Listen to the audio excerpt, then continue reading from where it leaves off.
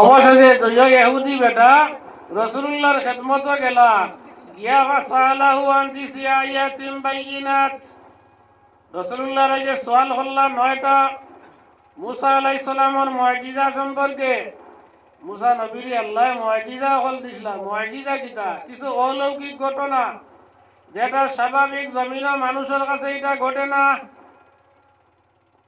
যেটা ঘটা সম্ভব নয়। ওই ধরনের আচানক ঘটনা ওটারে কয় নবীর কাছ থেকে যদি হয় তাহলে এটার নাম হইল মুআজিজা, আর অলির কাছ থেকে যদি হয় তাহলে এটার নাম হইল কেরামত। অলির মাধ্যমে অলৌকিক ঘটনা, অলির মাধ্যমে আশ্চর্য কোনো ঘটনা ঘটে এটার নাম হইল কেরামত, আর নবীর মাধ্যমে যদি ঘটে এটার নাম হইল মুআজিজা।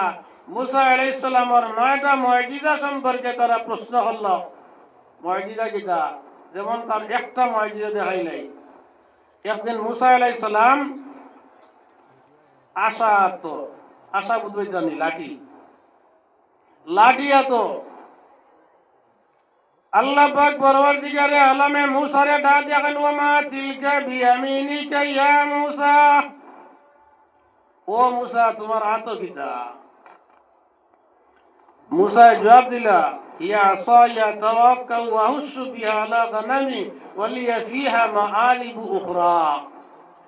তাই আল্লাহ আমার হাত তো এটা হইল লাঠি, ইগু দিয়ে আমি বর করি আঠি, ইগু দিয়ে আমি বকরি একলরে গাছ জমাইয়া খাওয়াই। গাছ ফাতা আছে, ফাতা বুঝি বাড়ি মারি লামাই বকরি একলে খাই।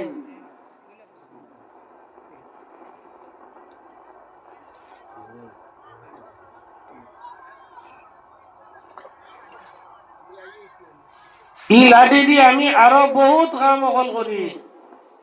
আল্লাহ কইলা, ও মুসা ও আলকিহা, ওটা ফেলাও না মাটি। মুসা লাঠিও মাটিতে ফেলাইছে। ফলানির বাদেও দেখা যায় ফাইজা হিয়া হাইয়াতুন তাসআ, একটা বড় অজগর সাপ হয়ে গেছে। কত তবে দ্রুতগামী সাপ হয়েছে। বড় সাপর বৈশিষ্ট্য হইল দৌড়িতে পারে না, তার মাঝে বিষ নাই, হে গিলিয়া খায়। আর হরু সাপর মাঝে বিষ আছে, হে দৌড়িতে বেশ পারে।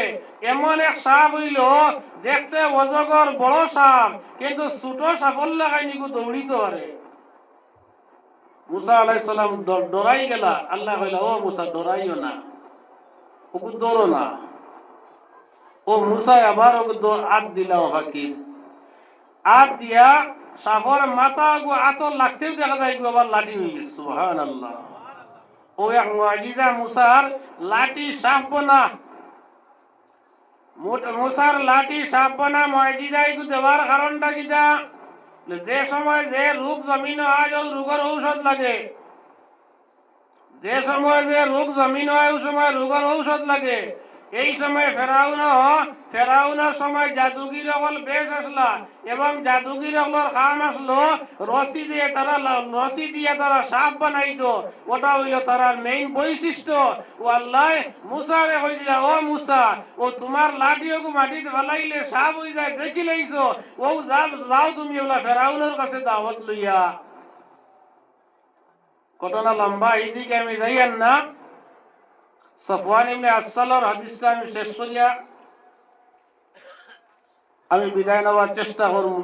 আলিমগল ভরা এর কারণে সবাই লক্ষ্য করা লাগে। 9টা মুআজিজা মুসা আলাইহিস সালামর আল্লাহ রসুলে একটা করি 9টা মুআজিজারে বয়ান করলা। আর ওটাই বয়ান শেষ করিয়াও রাসূলুল্লাহ উপদেশ দেওয়া শুরু করলা, লা তুশরিকু বিল্লাহ, তুমি আল্লাহর লগে কাউরে শরীক করিও না।